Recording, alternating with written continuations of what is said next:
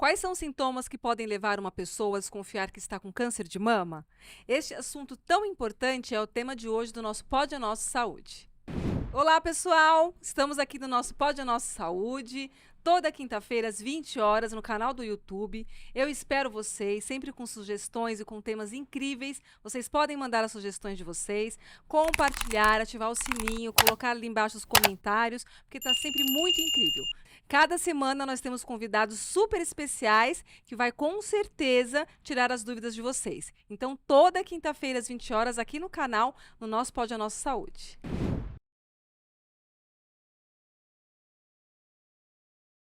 Formado em medicina pela Faculdade de Medicina da USP, ele é um dos maiores especialistas em mastologia do Brasil. Bem-vindo, Dr. Guilherme Novita. É Novita ou Novita? Novita. Novita. É aportuguesado já um pouco. Portuguesado? É, Obrigada por estar aqui com a gente. eu que agradeço, é uma honra e Um um prazer assunto. participar. Obrigada, um assunto incrível. As mulheres têm sempre dúvidas, por mais que a gente procure, que nós mulheres somos sempre atuais na nossa saúde, né, Guilherme? Mas eu acho que tem sempre uma pontinha de dúvida que fica, né? Tem várias dúvidas. Tem várias, né? Então é importante a gente estar conversando sobre isso de uma forma bem elucidativa e séria. Porque é um assunto sério, saúde é um assunto sério, né? E o câncer de mama, se você me permite uma introdução, Claro. é um assunto que gera uma comoção muito grande. Se você pensar, hoje, a causa mais frequente de mortes em mulheres brasileiras são doenças cardiovasculares, então infarto, derrame. Depois, por a gente morar num país ainda em desenvolvimento, traumas, acidente automobilístico, mortes violentas, infecções. E o câncer não é a primeira, nem a segunda, nem a terceira causa de morte. Mas por que é tão importante? Porque o câncer de mama tem um estigma muito grande para as mulheres. Então, tem muita mulher que tem um pavor excessivo sobre a doença. Então, cabe a gente desmistificar um pouco isso, dizer que, olha, não é tudo isso, e também conscientizar de como ela precisa se cuidar sobre o assunto. Então, assim, tem que diminuir um pouco esse pânico que existe, trazer para a realidade. É uma doença importante, é muito prevalente, é muito comum, porém, ao mesmo tempo, ela é curável. Isso é importante a gente sempre falar. Muito bom. Mas por que ainda o câncer de mama é tão prevalente? Existem fatores que estão relacionados ao desenvolvimento. Então, se você pegar uma população que mora no meio de uma região com baixo IDH, baixo desenvolvimento, você vai ter uma população praticamente rural, que as mulheres geralmente menstruam mais tarde, casam mais cedo, têm uma quantidade de filhos por não ter acesso a métodos anticoncepcionais maior de filhos, entram numa menopausa mais precoce e vivem menos, porque a expectativa de vida em lugares com baixo IDH é uma expectativa de vida baixa. Então, se você pegar alguns países subsaarianos, alguns lugares do Brasil, você vai ter que a expectativa de vida da população está em torno de 40, 50 anos de idade. Ao passo que, se você pegar a população europeia, população norte-americana, população das grandes cidades do Brasil desenvolvidas, o que acontece? A gente vive bastante. E o que acontece com a mulher? Ela menstrua mais cedo porque ela se alimenta melhor. Ela entra na menopausa mais tarde, ela tem uma reposição hormonal mais franca, tanto para anticoncepção quanto para sintomas de menopausa. E ela tem menos filhos. Hoje em dia a gente quer se formar, quer fazer pós-graduação e ninguém quer ter um ou dois, mais de dois filhos, perdão. As pessoas não querem ter 8, 9, que nem era 3 gerações atrás. Esses fatores, que são os fatores do mundo moderno, dos lugares desenvolvidos, estão relacionados a câncer de mama. As mulheres que vivem mais se expõem mais ao risco de câncer. Se todo ser humano vivesse 300 anos, praticamente todo ser humano teria algum câncer. Provavelmente todas as mulheres de mama e todos os homens de próstata. O DNA nosso não foi feito para durar tudo isso. E outro fator é que a mulher moderna, ela tem mais ciclos menstruais. Daí você fala, então eu tomo uma pílula que bloqueia a minha menstruação. Não. A questão é, esses hormônios do ciclo menstrual, todo mês, eles proliferam e diminuem o tecido mamário, proliferam e diminuem. E cada vez que prolifera, você tem um crescimento de células. Pode surgir uma única célula alterada, que dá origem a um câncer. Você fala, puxa, e se eu tomar um remédio que bloqueia a menstruação? Esse remédio também prolifera as células. E na prática, ou você troca 6 por meia dúzia, ou você tem até um pouco mais de risco com o uso de hormônios. Então, assim, não é recomendável. O que se sabe é, mulheres de cidades como São Paulo, com todo acesso ao sistema de saúde, a expectativa é que 12% das mulheres tenham câncer de mama até os 75 anos. Isso é muito. É muito. É uma a cada 9, quase. É muito, muito. É muita gente. Só que as pessoas têm uma ideia do câncer de mama da época da minha avó. Não, minha avó ainda é pior, porque minha avó pegou uma época que se você pegasse uma pneumonia, você morria. Se você tivesse um apendicite, você morria. 1920, quando ela nasceu. Depois inventaram antibiótico, tudo isso. Mas quando a minha mãe era pequena, se falasse em câncer, era sinônimo de morte, era uma sentença de morte, era uma doença letal. E assim como as infecções começaram a ter cura, óbvio que tem infecções hoje que não tem cura. Algumas infecções graves de sepse, tudo isso, a pessoa morre, infelizmente. Mas, de modo geral, é curável.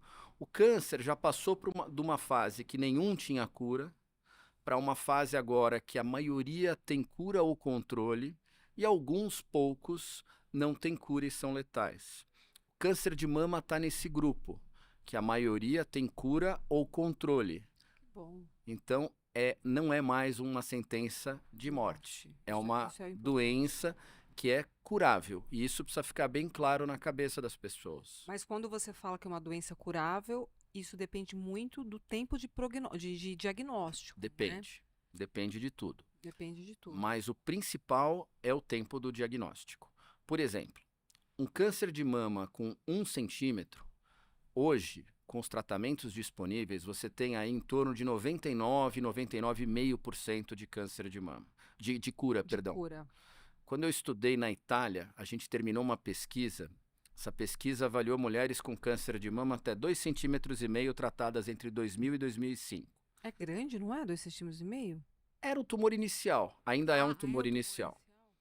2,5 centímetros, essas mulheres tratadas de 2000 a 2005 tiveram 98,4% de chances de cura após 5 anos. 98,4% estavam vivas, curadas e bem.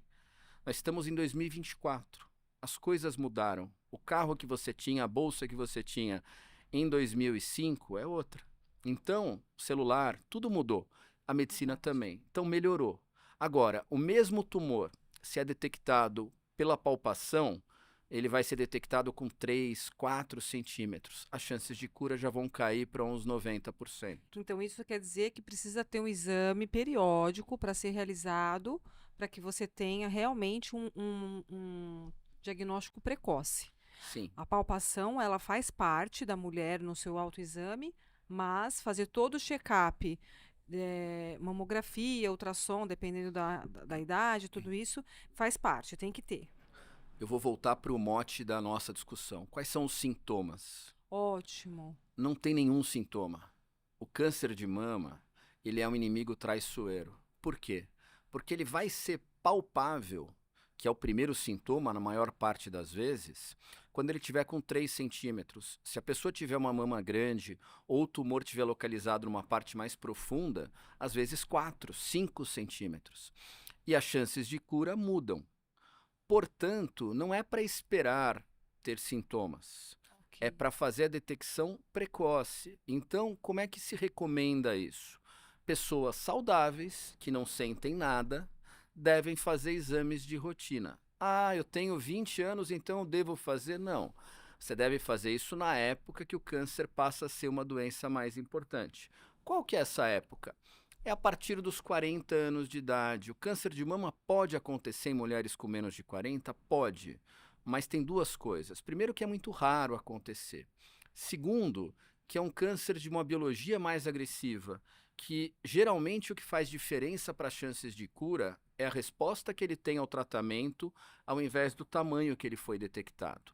Mas Em mulheres com mais de 40, com mais de 50 anos, já está provado. Se eu detecto algo com menos de 1 centímetro, as chances de cura são muito altas. E com tratamentos menores. Então, um tumor de 4 centímetros, para ficar boa, eu preciso fazer uma cirurgia maior.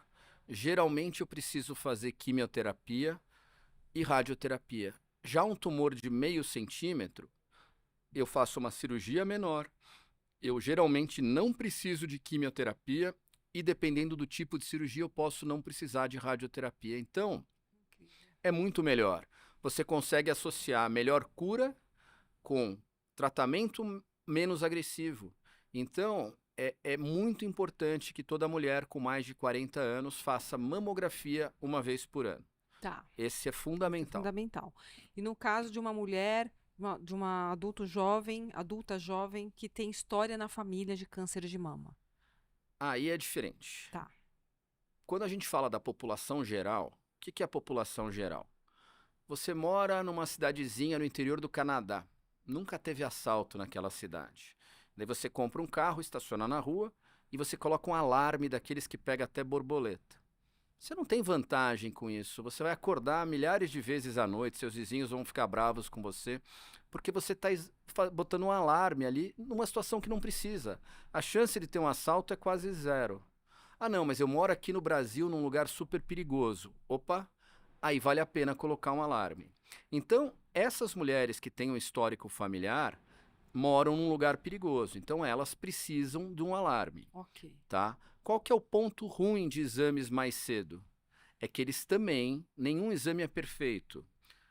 E todos os exames têm alarmes falsos. Do mesmo jeito que o alarme do seu carro toca, você vai lá ver, fala, é um ladrão. Não, é um menino que chutou a bola e a bola bateu no carro e tocou o alarme. Então, os alarmes falsos são um problema dos exames de imagem. Então, exames de menos é ruim, exames de mais também é ruim. Então, o ideal é fazer uma mescla. De modo geral, é o seguinte. Para quem tem história na família de parente de primeiro grau, na genética, o grau de separação é assim. Sua irmã é 1 grau de separação. Sua mãe é 1 grau de separação. Sua prima de primeiro grau já são 3 graus de separação. É mãe, tia e prima. Tá. Então, se você tem um parente de primeiro grau com câncer de mama ou ovário antes dos 50 anos... Isso é algo que provavelmente é genético. Se você comprar uma bolsa, você comprou, primeira semana arrebenta a alça. Você volta na loja, fala assim, olha, defeito de fábrica. Alguém que tenha câncer jovem, provavelmente é um defeito de fábrica. A fábrica do ser humano se chama DNA, que passa de mãe, de pai para filho. Já se você usa a mesma bolsa, 10 anos e arrebenta a alça, você fala, eu usei bastante, até que durou muito. Então, se você tem o mesmo parente com câncer de mama aos 80 anos, sua mãe teve câncer aos 80, eu não considero você uma pessoa de alto risco. Óbvio que isso é uma análise que não é tão simples, envolve outras coisas.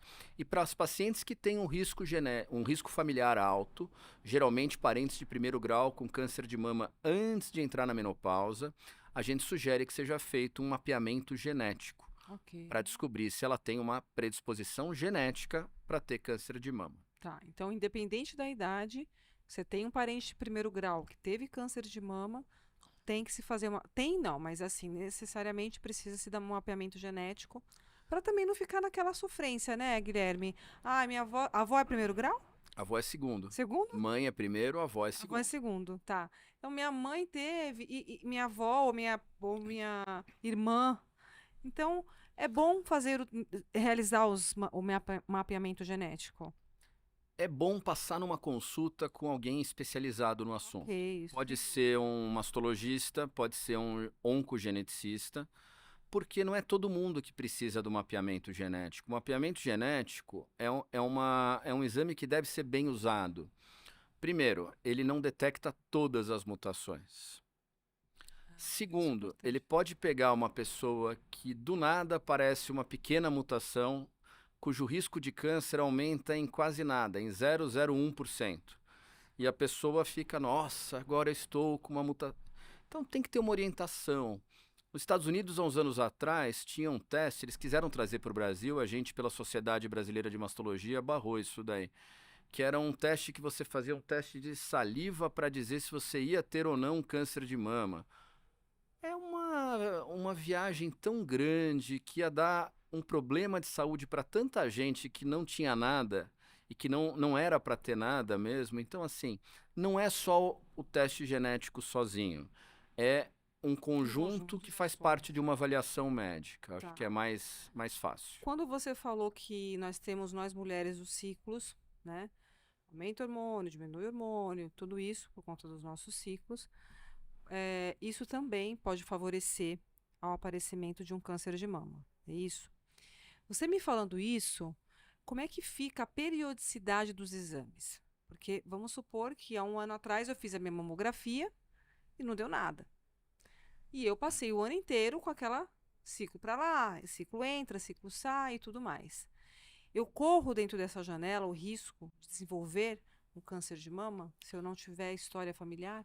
Na verdade, o principal risco do câncer de mama não é nem durante os ciclos menstruais, e sim depois que a mulher entra na menopausa. Porque quanto mais idade, maior o risco de câncer. Uma mulher de 30 anos tem um risco pequeno de câncer de mama, ao passo que uma de 75 anos tem um risco maior de câncer de mama. A questão é o quanto a célula foi exposta ao hormônio ao longo da vida, aos ciclos menstruais ao longo da vida. Essa que é a questão. Fazer mamografia uma vez por ano diminui a mortalidade do câncer de mama. Já está provado através de estudos que você fazer uma vez por ano, você diminui de 20 a 30% as chances de morrer de câncer de mama. E se eu fizer de 6 em 6 meses?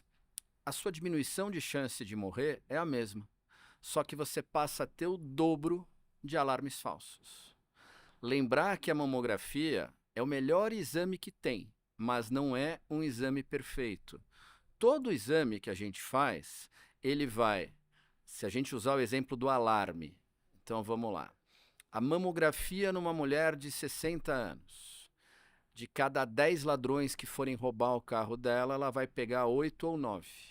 1 ou 2 vão roubar o carro. Ah, o alarme não vai pegar? Não, ele não é perfeito. E o pior, desses 8 ou 9, ele vai tocar umas 16, 25 vezes. Então ele também tem alarmes falsos. Ah, mas alarme falso tudo bem, mais ou menos. Porque você vai fazer, às vezes, uma biópsia desnecessária. Se a biópsia der inconclusiva, você faz uma cirurgia desnecessária. Então, o ideal era um sistema que pegasse todos os ladrões e somente os ladrões. Mas isso, infelizmente, não existe. Ah, então a mamografia é uma droga, eu não vou fazer. Não, a mamografia é ótima, muda chances de cura. Em lugares com menos acesso ao sistema, por exemplo, as mulheres que tratam hoje na rede pública, ou até em alguns planos de saúde que têm que tem uma grande dificuldade de acesso, tudo isso, faz muita diferença a detecção precoce. Ah, não, eu tenho tudo do bom e do melhor. Talvez o impacto seja menor. Que nem o cinto de segurança. Se você, por exemplo, o mesmo carro, eu tinha, quando era criança, meu pai tinha um Fusca. Pô, a gente usava cinto, porque se aquilo batesse, você voava pelo vidro, tal, não tinha como. Hoje o carro tem airbag, tem um amassamento especial. Então, hoje talvez o cinto seja menos importante. Então, para aquela situação que a pessoa tem acesso a todas as medicações, talvez o impacto da mamografia seja até um pouco menor. Tá. Mas para as pessoas que não têm, tipo o SUS, que é muito difícil, é fundamental. Então, precisa sim fazer mamografia uma vez por ano. O governo do Brasil recomenda que se faça diferente do que a Sociedade Brasileira de Mastologia recomenda. A gente fala fazer 40 anos uma vez por ano, enquanto a mulher tiver pelo menos 5 anos de expectativa de vida. Não tem idade para parar.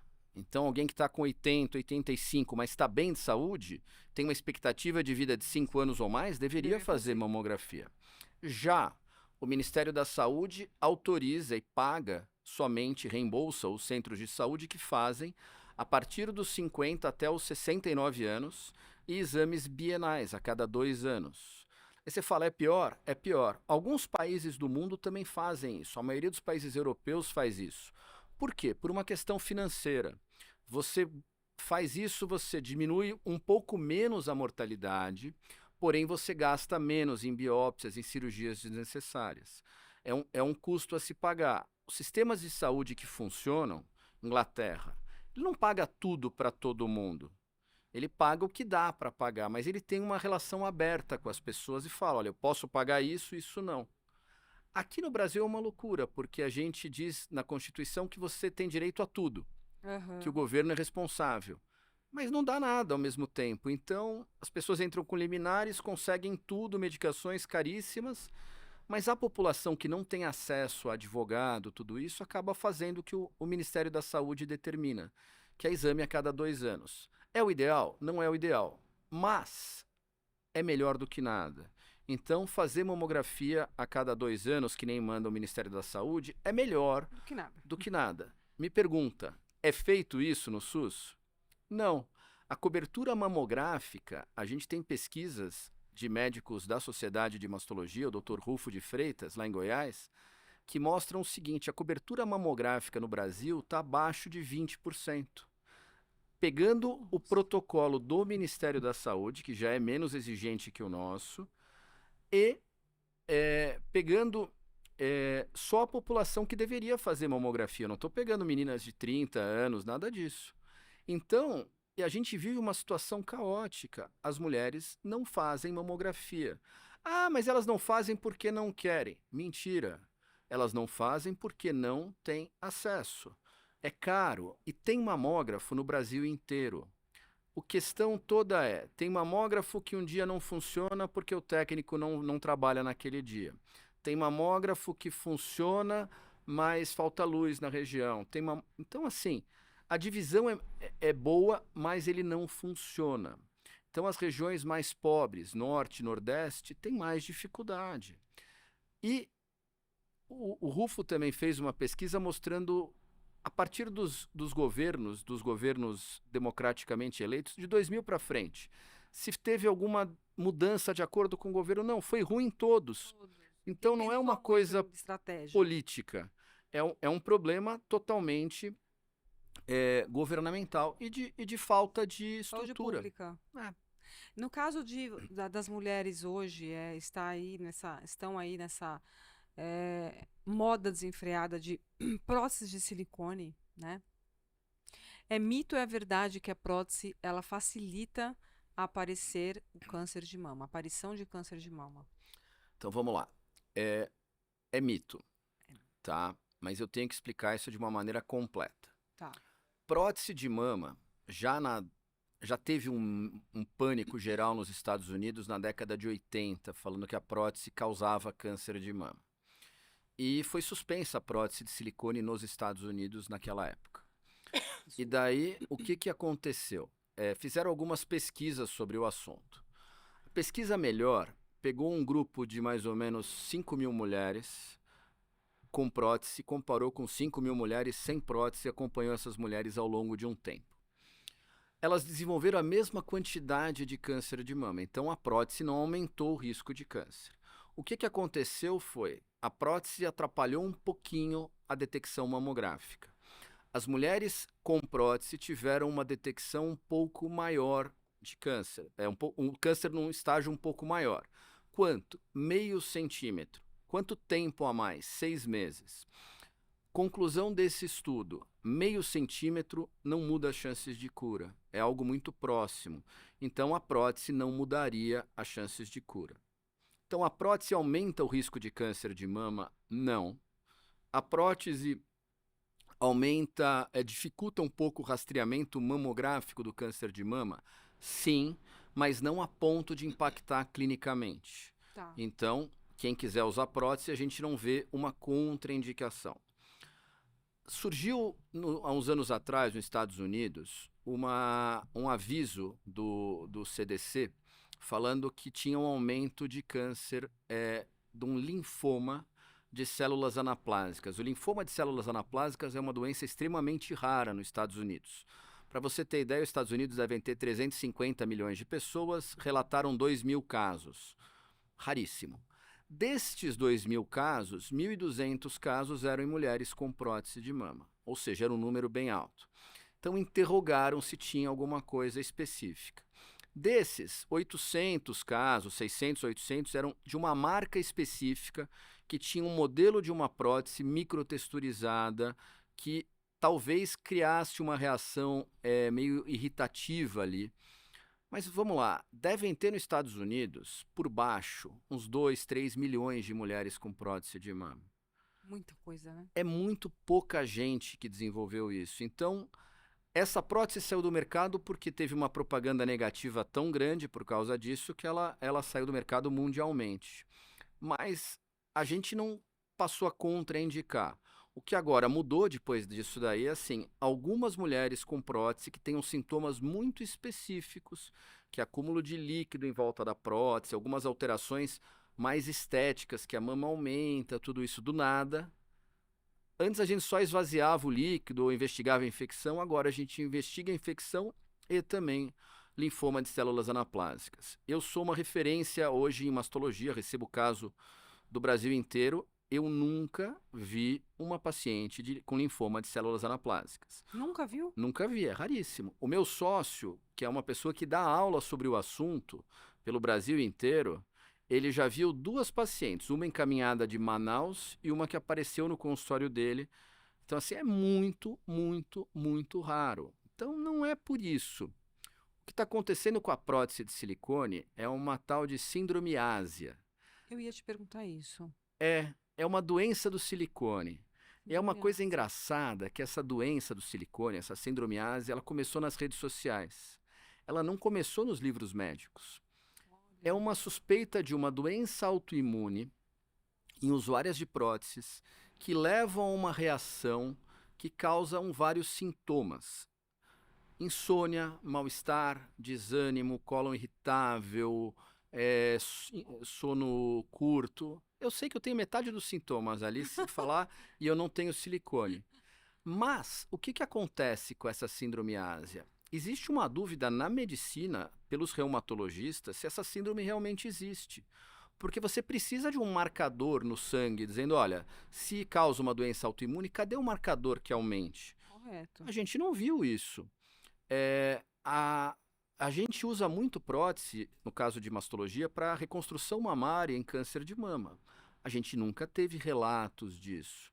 Então, eu não sei até que ponto esses sintomas são causados por prótese.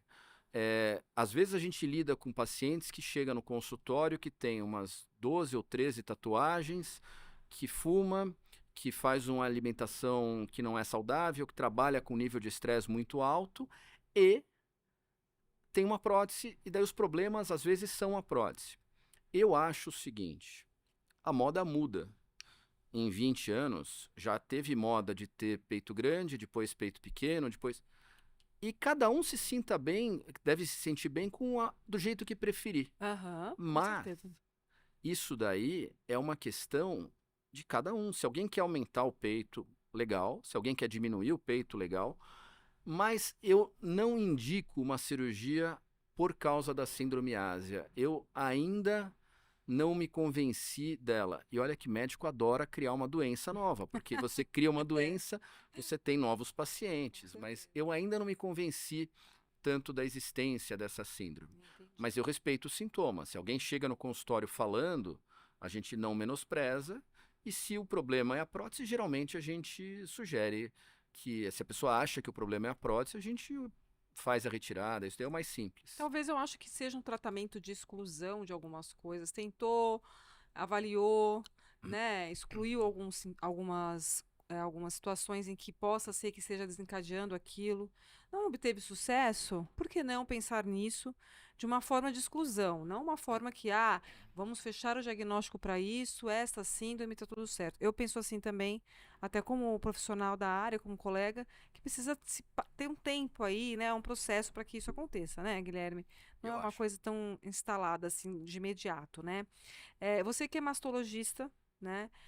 As mulheres e as pessoas no geral, elas pensam que mastologista só cuida de mamas femininas. Não. Não, cuida de mamas masculinas. Cuida. E existe muito câncer de mama nos homens? Não, é raro. É raro? Mais ou menos 1%, meio a 1% dos casos de câncer de mama são em homens, tá? A diferença é que o homem não precisa fazer mamografia de rotina, porque é muito raro que um homem tenha câncer de mama.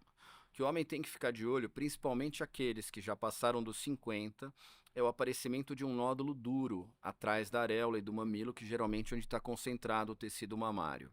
O que a gente atende muito homem, e isso eu atendo, a semana sempre tem bastante, é ginecomastia. Ok. Ginecomastia é uma doença benigna, que é um aumento anormal do tecido mamário em homens. Todo mundo, todo embrião humano tem mamas quando é um embrião. Na verdade, 4 pares, que são aqui, aqui, vai... Só que o embrião humano fica só com 2. Quando está no início da puberdade, por produção hormonal, as mulheres desenvolvem a mama e o homem não. Você fala, mas como é que alguns homens têm ginecomastia? Porque tem receptores a mais naquele tecido e mesmo doses baixas hipersensibilizam, Receptores hormonais, você receptores hormonais de estrogênio.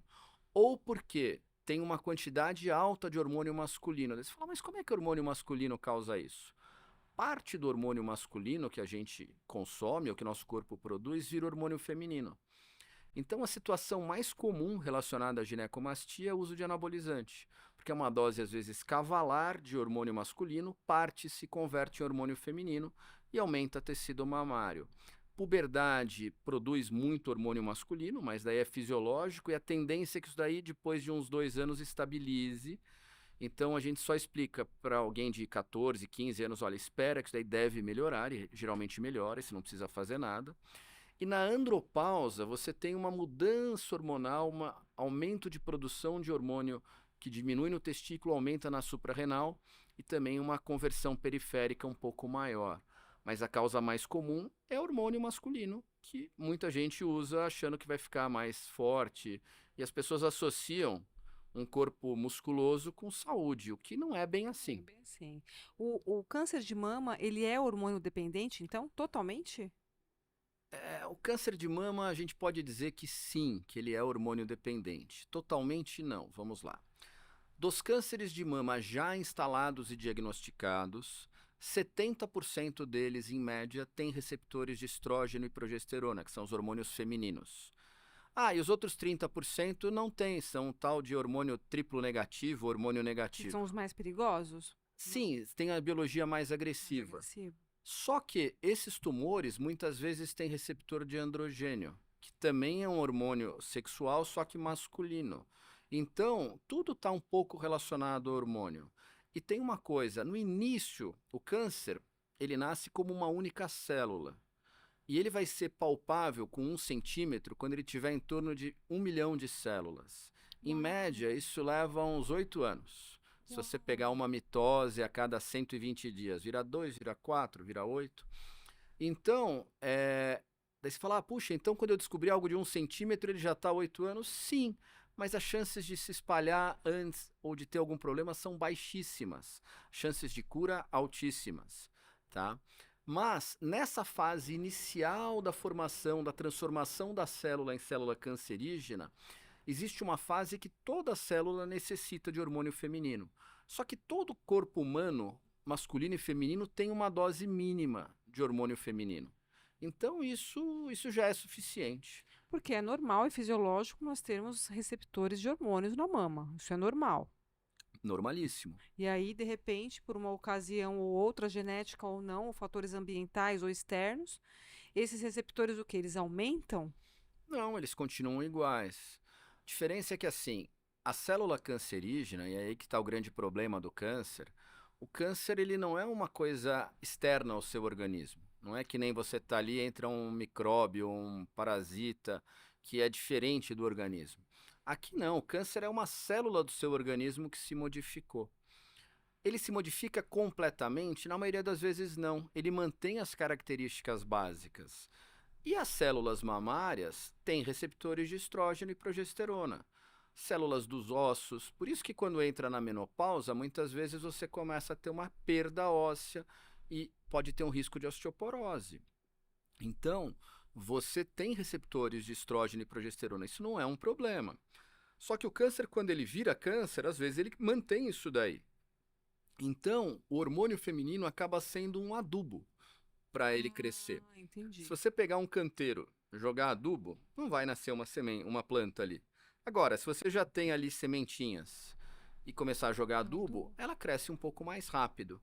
Então, o efeito do hormônio é mais ou menos esse. Tá, Ele favorece o crescimento, mas a gente não acha que ele seja um causador por si só, tá. tá? E existe algum fator que diminua a chance de desenvolver câncer de mama? Além da prevenção, dos exames? A prevenção que eu falei não diminui a chance de aparecer, diminui a chance de morrer de câncer de Ok, mama, você comentou. diminui a chance de fazer uma mastectomia. O que diminui a chance de ter câncer de mama, existem coisas viáveis e inviáveis. Inviáveis. Se eu pegasse um grupo de meninas na faixa dos 16, 17 anos e falasse, olha, se vocês tiverem 15 filhos, vocês vão ter menos câncer de mama. Primeiro que eu sou preso, e segundo que isso é inviável. Surreal. Ninguém vai fazer isso. Então, esses hábitos, idade de casar, idade de ter filho, quantos filhos a gente vai ter, isso daí não tem como a gente mexer. O que a gente pode fazer que mudam as chances? 3 coisas. Peso. As mulheres com peso elevado, principalmente aquelas após a menopausa, têm mais risco de câncer de mama. Pô, Guilherme, que perseguição. Por que você fala isso? É o seguinte, depois da menopausa, o ovário não produz mais hormônio feminino. Ele produz quase nada. Mas a glândula suprarrenal produz um hormônio masculino chamado androstenediona.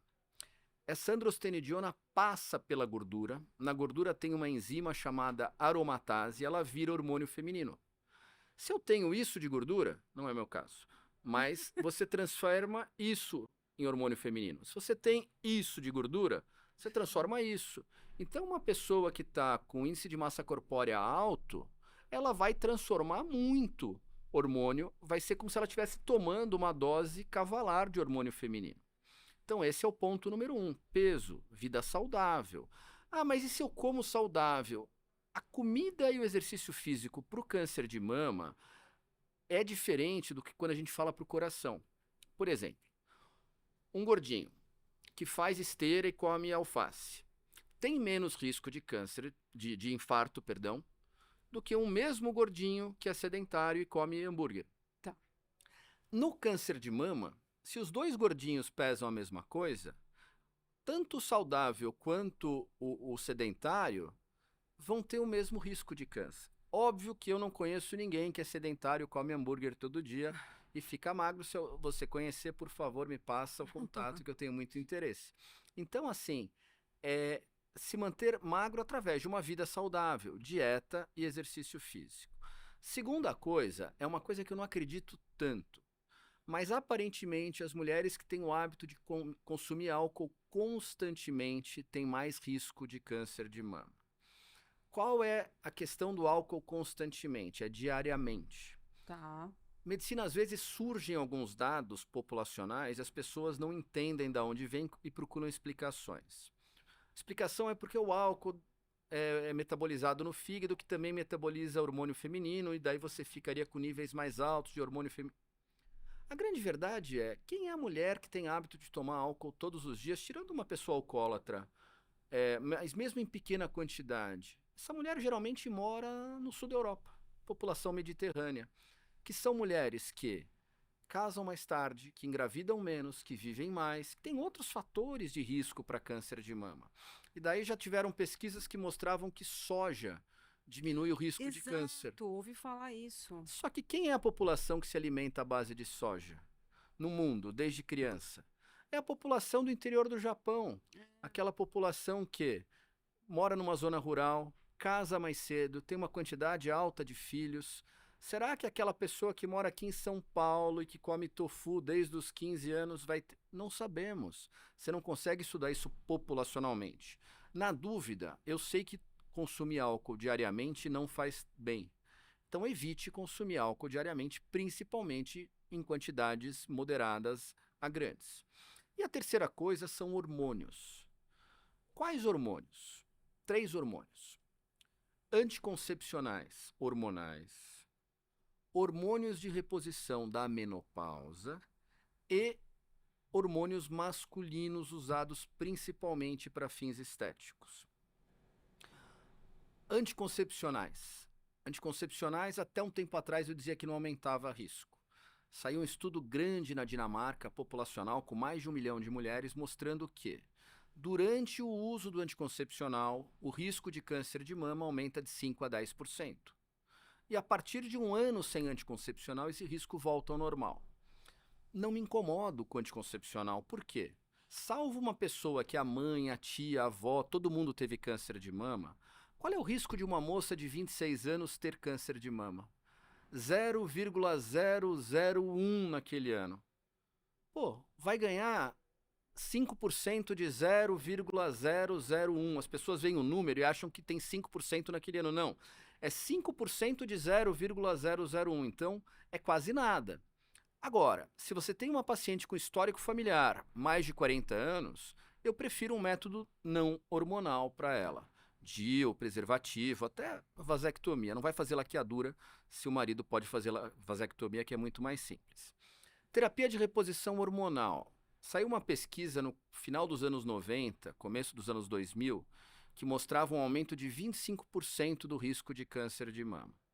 Nossa, 25% é muito. 5 casos em 10 mil mulheres no grupo que não tomou a terapia de reposição hormonal versus 8 casos em 10 mil mulheres. É muito pouco. É 24% em cima do risco basal da pessoa naquele ano. O que mudou com essa pesquisa é que quando eu fazia faculdade, a gente dava hormônio para todo mundo. Era um negócio que assim, entrou na menopausa, tinha que tomar hormônio, mas eu não sinto nada, mas vai tomar. Alguém que fazia cirurgia, já tira os ovários para poder entrar na menopausa e tomar hormônio, que hormônio é uma maravilha. Que loucura. Com os anos a gente viu que não era tudo isso de maravilha, tinha efeitos colaterais, aumento de risco de derrame, de infarto e também aumento de câncer de mama. Derrame e infarto ninguém deu bola. Quando falou câncer de mama, as vendas fizeram assim. Então, fazer uso de terapia de reposição hormonal é legal? Sim, desde que você tenha sintomas. Por quanto tempo? Minha mãe tomou, acho que 17 anos, doses altas. Hoje é para quem precisa, doses a menor necessária pelo menor tempo necessário. E agora a gente chega numa situação que é uma jabuticaba brasileira, que é o uso de androgênio. O uso de androgênio é uma coisa praticamente restrita ao Brasil. Ah, tem na Califórnia? Tem na Califórnia, em alguns lugares assim. O uso de androgênio é vendido hoje no Brasil, testosterona. Tem um chip lá que implanta, que chamam de chip da beleza. E isso faz você ter um aumento de massa muscular. Para quem treina, tá, gente? Porque assim, eu tenho androgênio e eu não tenho massa muscular, porque eu não faço nada e ainda como pizza. Então, não é só isso. Então, assim, melhora de massa muscular, massa magra, né? Queima de gordura, fica musculosa, tal, que é um negócio que está na moda, e melhora da libido. Eu já perguntei para uma sexóloga chamada Carmita Ábido num congresso, falei, e aí, melhora a libido? Ela falou, não. Ela falou, a chave para homens e mulheres é diferente, porque se usa testosterona para homens com libido baixa, tudo isso você repõe testosterona. Ela falou, o homem é meio um interruptor de luz, tem o botão de liga e desliga, plá, plum, então tá tudo bem. Ela falou, mulher não é assim. Mas, o que acontece? Você dá testosterona, a mulher se sente mais bonita, e por se sentir mais bonita, porque ela emagreceu, está com mais massa muscular, ela se sente mais apta à relação sexual, portanto vai ter mais prazer. Mas é uma coisa mais, parece um computador, assim, que você aperta o A no teclado, aparece lá, mas é um caminho mais complexo. Tá. Agora, realmente melhora massa muscular. E as pessoas estão usando isso como se não houvesse amanhã. Outro dia eu atendi uma paciente com câncer de mama que ela tinha 3 desses implantes. Que loucura. E qual é o problema do implante? Eu não sei direito o que tem lá dentro, Sim. qual é a dose, não é aprovado na Anvisa, não sei qual é o tempo quanto libera por dia de hormônio, e eu não sei quanto tempo isso dura, porque às vezes você tem uma paciente que já não aplica isso há 2 anos e ainda continua com níveis altos. E isso para o câncer de mama é péssimo.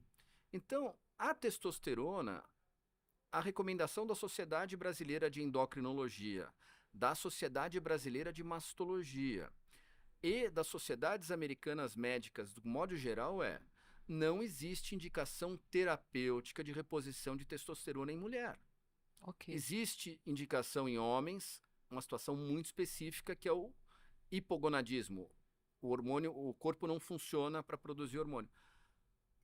Mas tudo bem, a gente fala, não precisamos ser tão radicais. Mas, assim, tem que tomar muito cuidado. Mas o que que você faz, então, no caso, de uma mulher que apresenta exames com testosterona muito baixa? Não existem níveis de testosterona baixos para mulheres. Nem dentro do valor de referência de laboratório? Segundo a Sociedade Brasileira de Endocrinologia, não existem, não há necessidade de repor. Agora, uma coisa que você vai me falar ao contrário. Pô, Guilherme, mas eu tenho alguns conhecidos que usaram e a vida da pessoa mudou da água para o vinho. E a pessoa se sente mais disposta, a pessoa perdeu peso, a pessoa está com tônus muscular melhor e se sente melhor e tal. Eu tenho um paciente que é uma figura, assim, um cara é uma figura, ele é um artista. E ele falou assim, olha, Guilherme, ele tem uns 50 anos. No passado eu usei todas as drogas possíveis, eu era muito louco, mas parei, depois tive filho e tal, e um tempo pra cá me receitaram testosterona.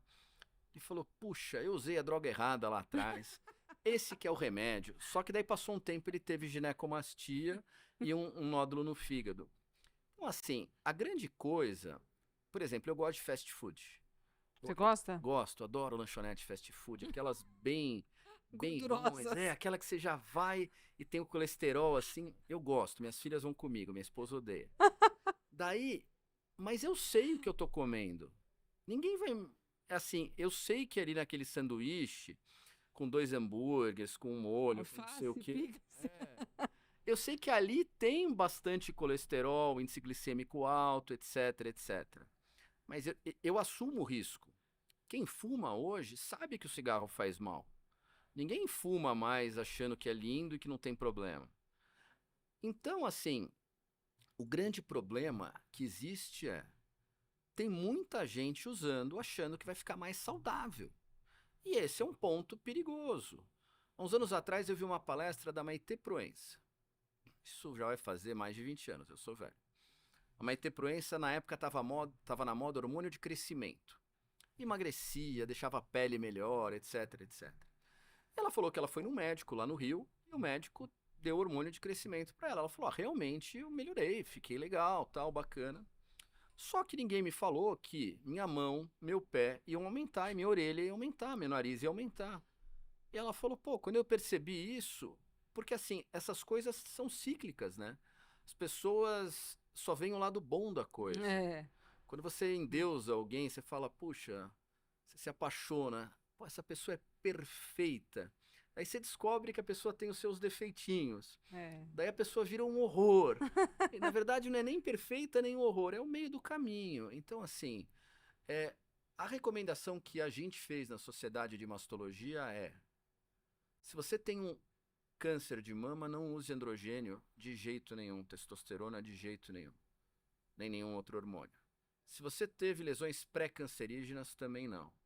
Se você tem um alto risco familiar, discuta muito com o seu médico, mas a nossa recomendação é que não. Se você não tem nada disso e você quer tomar e você entende que podem existir riscos, é um risco seu. Existe uma teoria muito, muito sólida dizendo que o uso de hormônio masculino aumenta o risco de câncer de mama. Quanto aumenta? Não sei. Por quê? Porque ninguém nunca fez e dificilmente fará um estudo sobre esse assunto. A terapia de reposição da menopausa, quando se acreditou que não fazia mal nenhum, um laboratório patrocinou um estudo em 1999, 2000, para provar que não tinha risco e aumentou em 24%. O laboratório faliu. Que loucura. Então ninguém vai patrocinar esse laboratório, essa pesquisa mais. Perdi tia com essa reposição hormonal Então, indiscriminada. Ninguém mais patrocina um estudo desse. Então o que a gente tem são estudos ruins. Uhum. Não vai ter um estudo que nem teve da vacina do Covid, que você dá para uma população e dá para outra população um placebo e depois você compara. É muito caro fazer isso. O governo tem muita conta para pagar na saúde antes de ter dinheiro para fazer essa pesquisa. E os laboratórios, poder privado, não tem interesse nisso. Então, Perfeito. a gente fala que não deveria usar baseado em teoria, mas eu não tenho um número objetivo sobre testosterona para te dar. Tá. Em relação à doença da Angelina Jolie, o caso dela, Angelina Jolie, né? Foi realizado um teste genético e também pelo fator mãe ter apresentado e ela muito nova, ela foi lá e fez a mastectomia.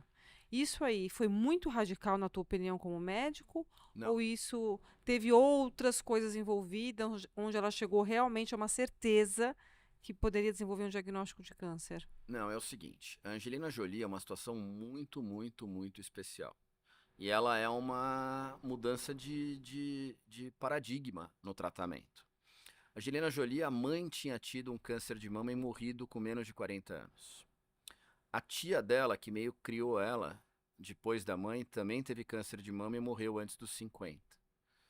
E ela tinha mais, tem uma foto da família da Angelina Jolie, que é uma foto, ela é filha de um ator lá, não lembro o nome agora, que aparecia ela pequenininha e várias pessoas, umas 6 ali, morreram de outros tipos de câncer.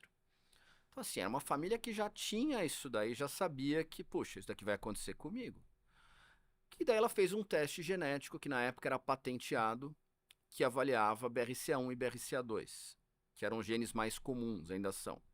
E ela tinha uma mutação de BRCA1. Ela tinha uma chance de mais ou menos 80 a 90% de chance de desenvolver câncer de mama. Nossa.